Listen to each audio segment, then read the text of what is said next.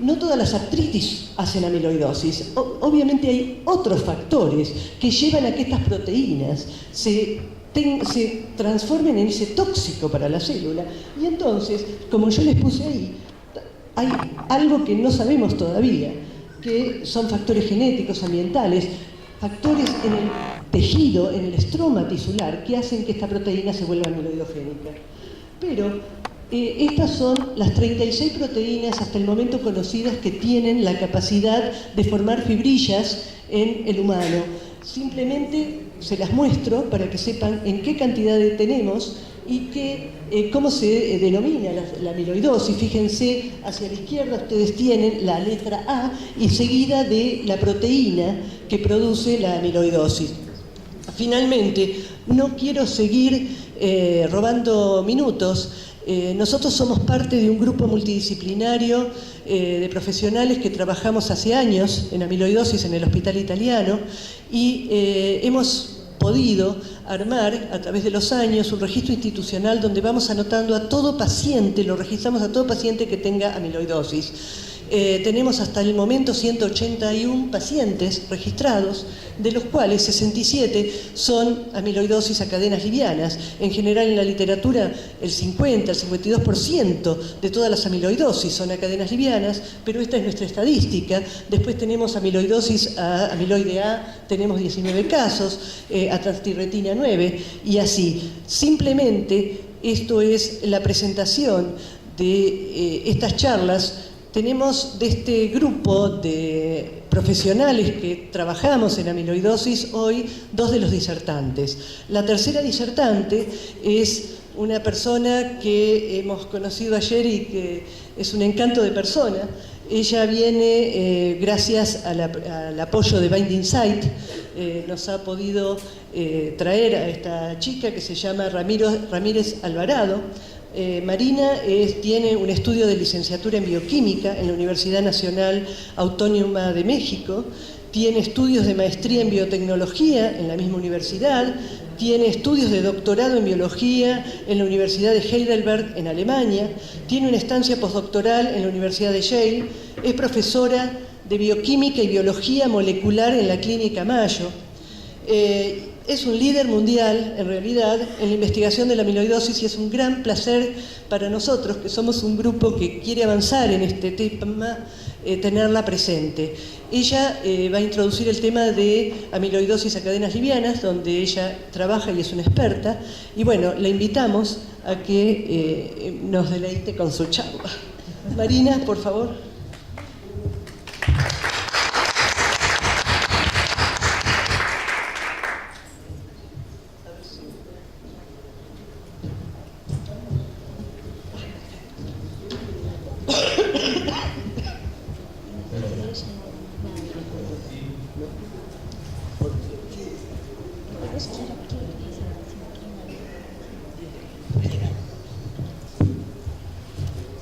Muy buenos días y muchísimas gracias por haberme invitado a participar en este simposio y en general en el Congreso. Ha sido un placer conocer a Patricia, a Soledad y a Florencia, que viene de Binding Site. Les quiero agradecer a la gente de Binding Site por habernos invitado. Y lo que quiero hacer hoy, de alguna manera, es revisar un poco cuáles son los avances en esta última década en el diagnóstico de la amiloidosis sistémica. Voy a tomarme un momentito para introducir la enfermedad, pero debido a que tenemos varias charlas, no me voy a extender mucho. Si tienen preguntas, por favor, pregúntenme. Yo soy muy informal, no sé cómo son ustedes, pero a mí me pueden preguntar e interrumpir a media charla. Voy a dar una charla un poco más larga después, durante el tiempo de conferencia, entonces a lo mejor va a haber algunas preguntas que van a tener que, ojalá y pueda yo contestar en esa charla, y si no, por favor, pregúntenme. Entonces, después de platicarles un poco de dónde estamos en el laboratorio, quiero platicar sobre uno de los temas más nuevos que estamos intentando trabajar y aplicar para el diagnóstico y el conocimiento de estas enfermedades cuando no tenemos una buena señal o una buena sensibilidad con los métodos que ya están establecidos. Y, digamos, de una manera comparada o compaginada, el uso de espectrometría de masas en el estudio de estos exosomas urinarios que estamos usando como un método de enriquecimiento. Ok, perfecto. Ok. Entonces, como les decía, la amiloidosis de cadena liviana es una enfermedad compleja, Patricia les ha indicado esto, en donde empieza a partir de las células plasma que existen en la médula ósea. Estas células plasma no son capaces de producir solamente inmunoglobulinas, estas inmunoglobulinas completas que tienen una cadena pesada y la cadena liviana en este momento presentada con colores. Este exceso de cadena liviana sale en circulación y por un proceso que todavía no conocemos con detalle y completamente, se depositan como amiloide en distintos órganos. Y el órgano que es afectado y que produce los casos más severos es el corazón. Los riñones son los más comúnmente afectados y de hecho la combinación corazón-riñones es la más común que vemos. Nuestros pacientes generalmente llegan a nuestras clínicas después de haber sido no diagnosticados o misdiagnosticados, y en el caso de la amiloidosis cardíaca, en los años que se han llevado registros de estos pacientes, los pacientes solamente viven después del diagnóstico menos de un año. Los avances que han ocurrido en los últimos 15 años, desde que yo empecé a estudiar esto, nos dice que pacientes que no tienen una enfermedad tan severa pueden llegar a sobrevivir de un año a un poco más de 4 años como una mediana de cálculo entre ellos.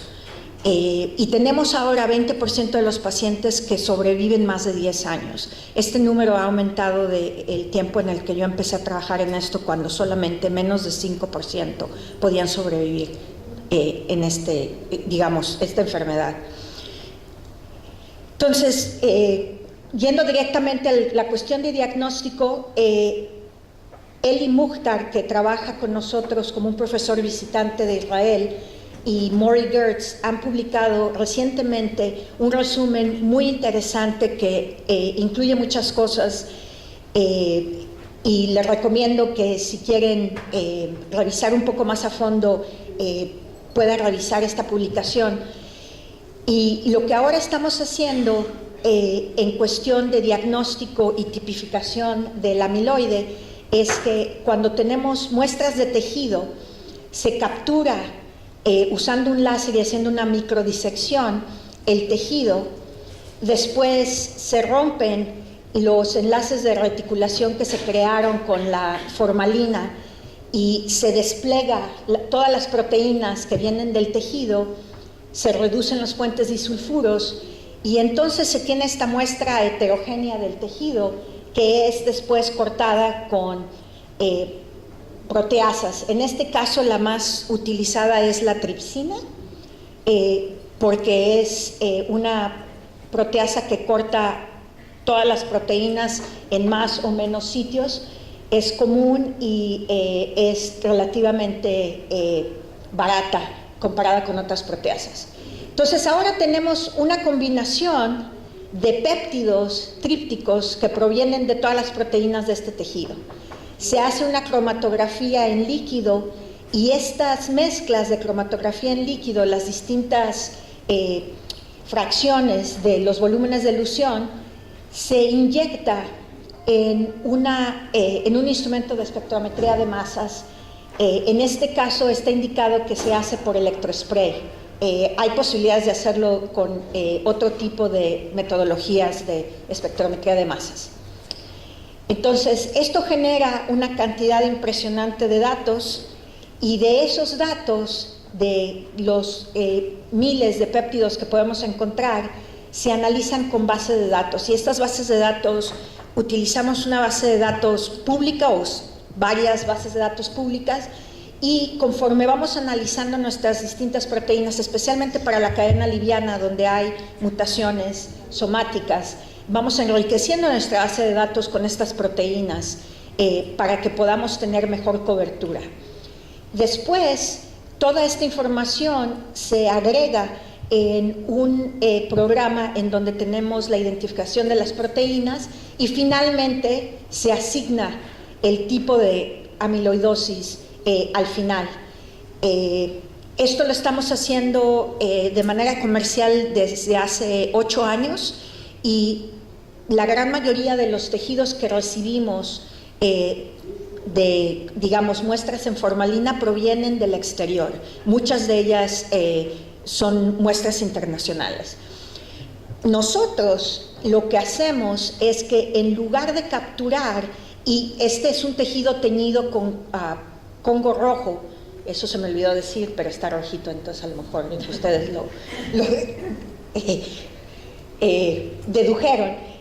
Lo que estamos haciendo ahora es capturar una biopsia de tejido adiposo. El tejido adiposo tiene mucha vascularidad y el amiloide le gusta mucho estar en la vascularidad. Entonces, esta muestra de tejido adiposo solo se procesa para no tener los lípidos que, digamos, en este momento no estamos interesados en capturar por espectrometría de masa o analizar.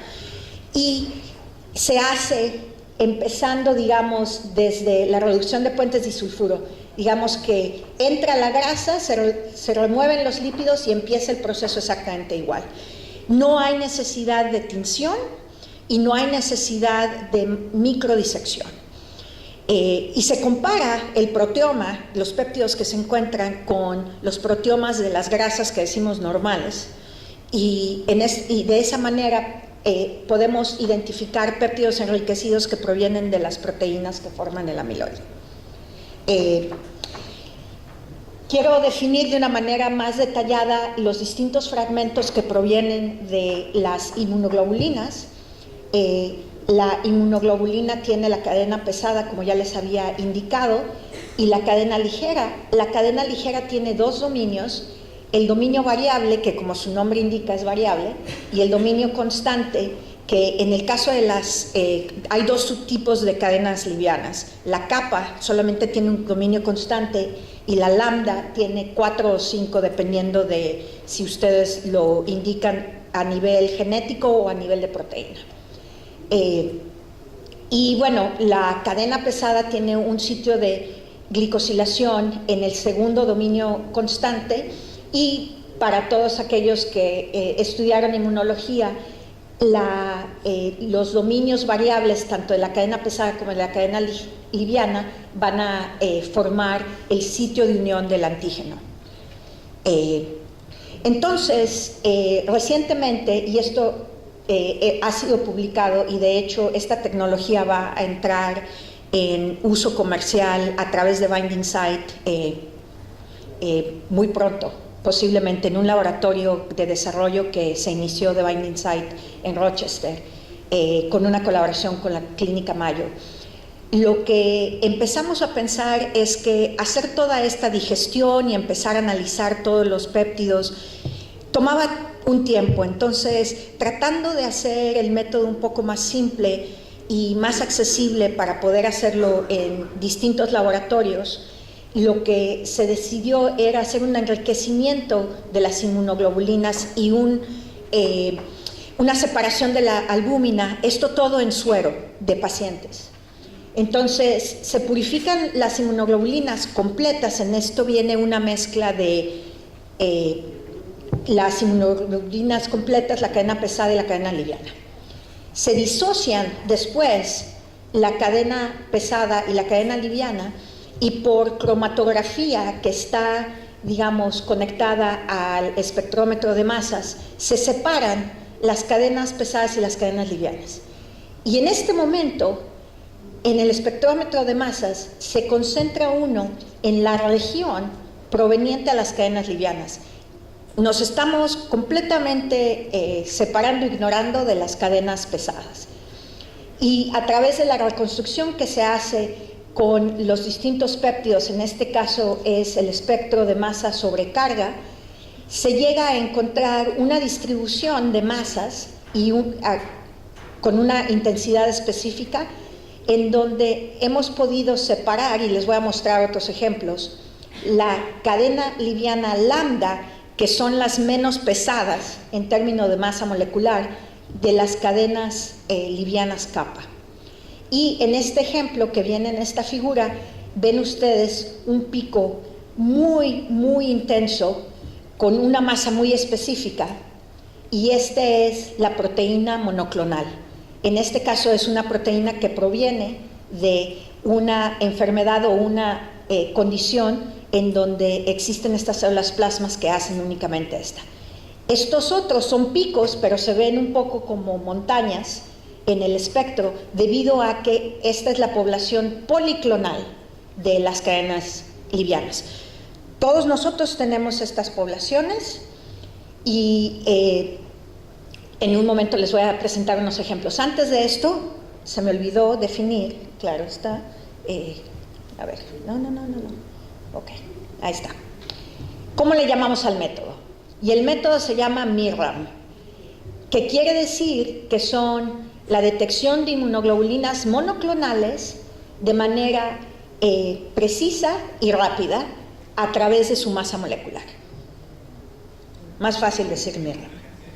Ok, entonces, en este método MIRAM lo que hemos encontrado es que podemos irnos a concentraciones más bajas de las proteínas y todavía poder detectarlas. Y esto es debido a las características de los espectrómetros de masas, en donde uno puede, en condiciones ideales, llegar a detectar proteínas a nivel femtomolar.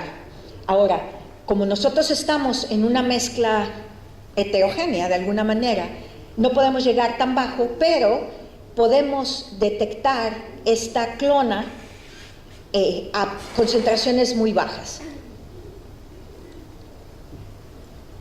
Ok, entonces, esperemos que el suero de toda la gente en este auditorio tenga esta distribución, en donde tenemos una población policlonal, en donde tenemos menos cadenas livianas lambda que kappa. Y esto es una cuestión natural.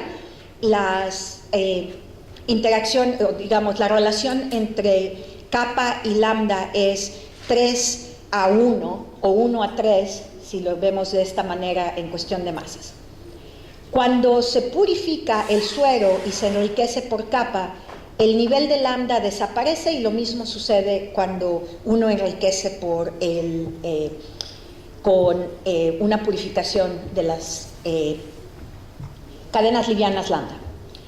Ahora, el espectro rojo es un espectro como el que yo les acabo de mostrar, normal, pero como se pueden dar cuenta, en términos de la abundancia, la escala cambió aquí, y esto es porque lo estamos comparando en este caso con el suero de un paciente con una hipergamaglobulinemia.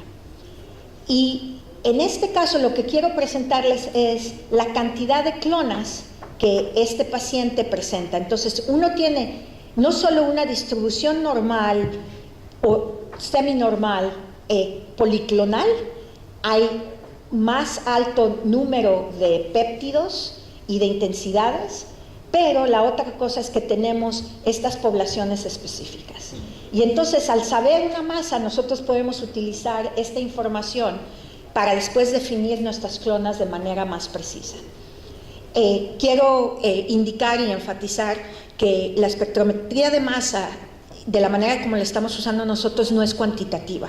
Tenemos una idea, ni siquiera podemos decir es semi-cuantitativa, porque las características de las proteínas, o cuando se hace con péptidos, no es que todos los péptidos que nosotros inyectamos los vamos a poder ver. Hay péptidos que no vuelan, no entran al espectrómetro de la misma manera. Entonces, se puede tener una idea, pero uno no puede calcular y, digamos, tener de manera conclusiva una cuantificación.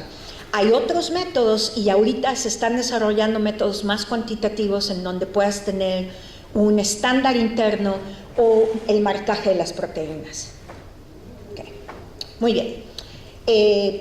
Algunos de ustedes estarán familiarizados con la inmunofijación de suero utilizando geles, y en este caso se escogió el suero de un paciente de mieloma múltiple, en donde se puede ver la clona de la inmunoglobulina A y kappa, y se diluyó 1000 veces, y el resultado de la inmunofijación es básicamente como se vería una proteína, un suero que es policlonal. Aquí no podemos detectar ninguna clona.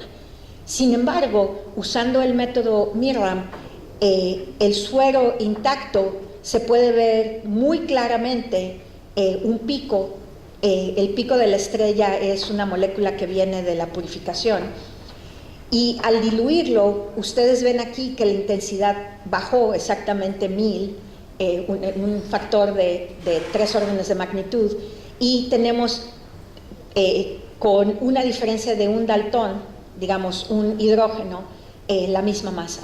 Aquí, en este espectro, con esta intensidad y esta escala, no se puede ver la distribución de las proteínas policlonales, pero en la dilución ya se puede empezar a ver. Aún así, esta clona es muy clara. Entonces, nos está permitiendo detectar niveles muy bajos de proteína, que va a ser muy importante cuando empecemos a hablar de la mínima enfermedad residual. Y les voy a dar un ejemplo de esto. ¿Cómo ando de tiempo? Te faltan 8 minutos. Perfecto, ok. 10 minutos. Muy bien, entonces les voy a platicar un poco lo que estamos haciendo con exosomas. Y primero les voy a introducir, porque lo que yo digo, cuando yo empecé a trabajar con exosomas hace 9 años, yo ni sabía qué eran los exosomas. Entonces yo considero que si no eres un biólogo celular, aquí vemos puros bioquímicos, vamos a necesitar revisarlo. Entonces, los exosomas son vesículas que vienen de los procesos de exocitosis de la célula, y son caracterizados por su tamaño y su origen celular. Y su función principal, y esto se usa mucho a través en tumores y en células del sistema inmune, es transferir comunicación entre una célula y la otra, mandar una señal. Vienen del cuerpo multivesicular, que es uno de los principales mecanismos de exocitosis en las células. Se me comió algo ahí. Ahí está. Muy bien. El diámetro es de 50 a 150 nanómetros y son positivos para estos marcadores celulares. Las microvesículas forman parte de las zonas de balsas lipídicas o lipid rafts, y tienen un diámetro más grande y son caracterizadas por el marcaje con la anexina 5. Los cuerpos apoptóticos, que no están presentados aquí, son mucho más grandes y son vesículas o fragmentos celulares, si se puede decir, provenientes de la desintegración de células apoptóticas. Todas estas vesículas contienen material genético, pero en el caso de los exosomas y las microvesículas, los RNAs son los más comunes. En el caso de los cuerpos apoptóticos hay pedazos de cromatina que vienen de la destrucción del núcleo, y estos son marcadores diferenciales que se pueden utilizar. Esta es una lista, no intento que ustedes la lean, viene de la base de datos ExoCarta, de todos los fluidos y células humanos en donde se han reportado que contienen o producen exosomas. Y yo me voy a concentrar en un fluido en el que es muy fácil de obtener, que es la orina. Y en el caso de nuestras enfermedades, la medición del nivel de proteína de la colección de orina de 24 horas es una de las pruebas estándares que hacemos. Entonces, aunque tengan que colectar por 24 horas la orina que producen estos pacientes, Para el ensayo se necesita una cantidad mínima, entonces tenemos la disponibilidad como un material descartado, como basura, el resto de la orina, y entonces por eso es muy atractivo tratar de caracterizar estas vesículas. Todos nosotros las tenemos, pero el contenido proteico y de ácidos nucleicos es distinto entre los exosomas de personas normales como nosotros, no sé si somos normales, pero no estamos enfermos, casi normales, y la gente que tiene estas enfermedades. Ok. Entonces, en cuestión de los exosomas urinarios, no se conoce muy bien cuál es su función. Se tiene una idea muy reciente de que quizás juegan un papel de comunicación entre las distintas regiones de la nefrona, que los del glomérulo se están comunicando de alguna manera con los tubulares, con las células tubulares, y después en el conducto que colecta la orina, en fin, se dan cuenta de que a veces me cuesta trabajo traducir algunos términos. Les pido disculpas de antemano.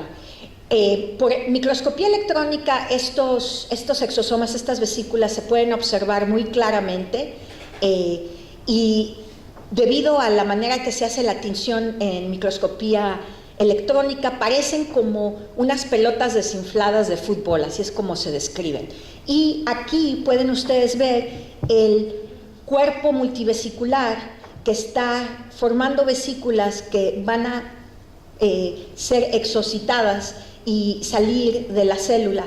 Y de una manera esquemática tenemos aquí un modelo de cómo sucede esto en el espacio urinario, en donde se forma una vesícula de endocitosis con una proteína de membrana que, al ser traficada, al llegar al cuerpo multivesicular, tiene distintos destinos, y uno de los destinos en muchos casos es regresar a la membrana de la célula, y en otros casos llegar a ser exocitada. Entonces, algo muy importante que quiero indicar aquí es que la topología y la orientación de las proteínas de membrana, si es que provienen de la membrana plasmática, están en la misma orientación, no se van a voltear.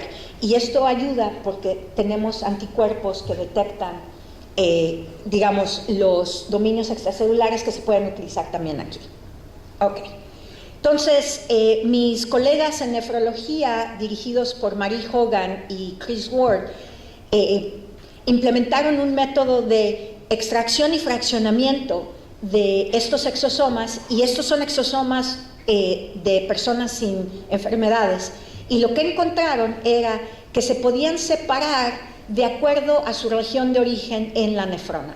Entonces, los exosomas de los túbulos renales se fraccionaban como a la mitad del gradiente, mientras que el ducto de colección renal eran los primeros, y esto se hace con densidad. Los gradientes que hacemos son de sacarosa en agua pesada, y entonces tenemos la ventaja de que podemos separarlos de una manera casi completa.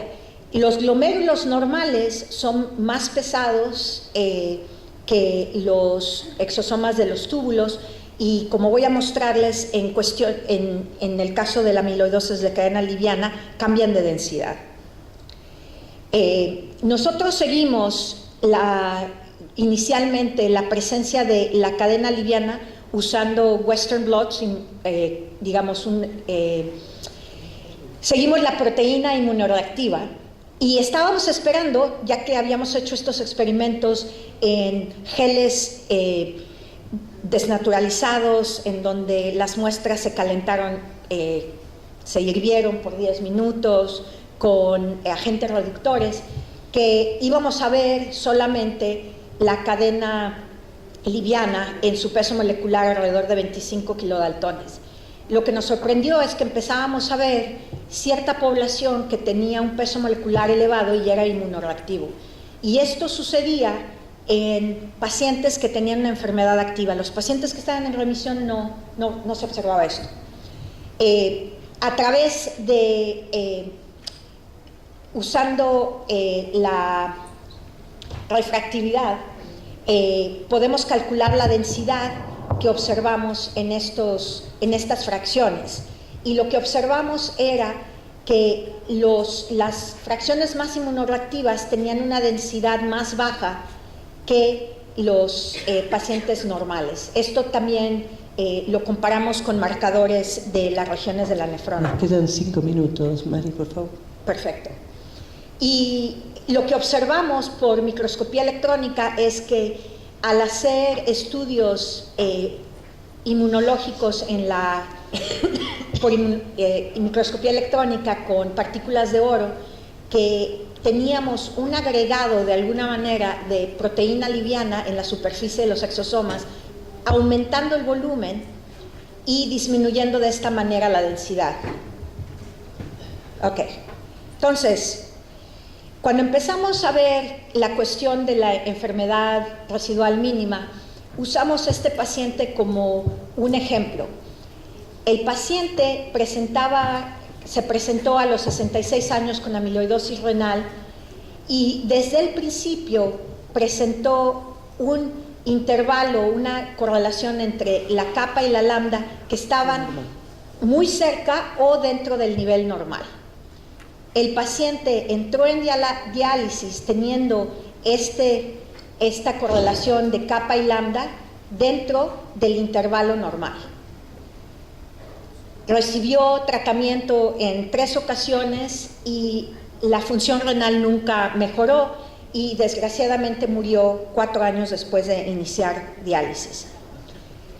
Encontramos estos oligómeros de cadenas livianas en este paciente en gran cantidad y al hacer el ensayo de Mirram usando el suero de este paciente en el momento en el que recolectamos la orina, que no fue al inicio sino fue a la mitad del tratamiento, identificamos 2 proteínas clonales en este paciente, ambas en el área que corresponde a las proteínas lambda.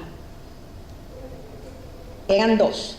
Entonces lo que hicimos fue que hicimos secuenciación del cDNA de la médula ósea y encontramos una secuencia de lambda 6 que después comparamos con los péptidos trípticos que estoy mostrándoles aquí en verde, que no cubren toda la proteína, pero cubren gran cantidad de la proteína.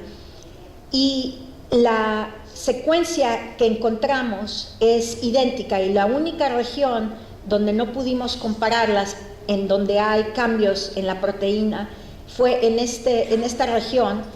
Entonces, si asumimos que esto existe, calculamos la masa, y la masa es exactamente la de esta clona.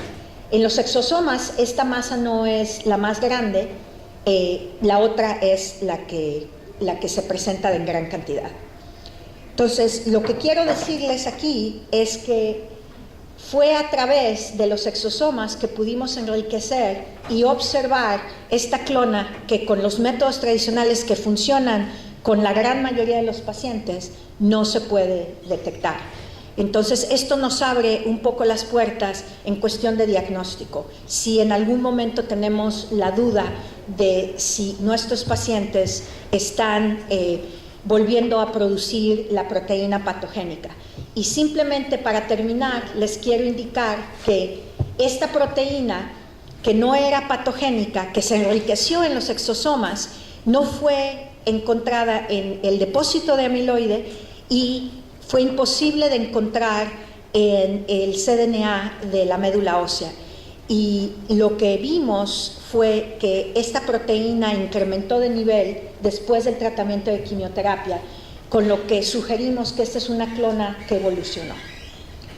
Lo único que me queda es agradecer a la gente con la que yo trabajo. El trabajo del que les he hablado fue principalmente en colaboración con Nelson Long. Eli Mukhtar y Mori Gertz son los que propusieron esta revisión que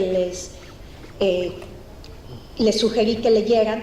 Bob Bergen, David Murray y David Barnich, él ahora trabaja en Binding Site, junto con Ben Madden, desarrollaron el método de espectrometría de masas. Muchas gracias por su atención. Bueno, gracias, Marina.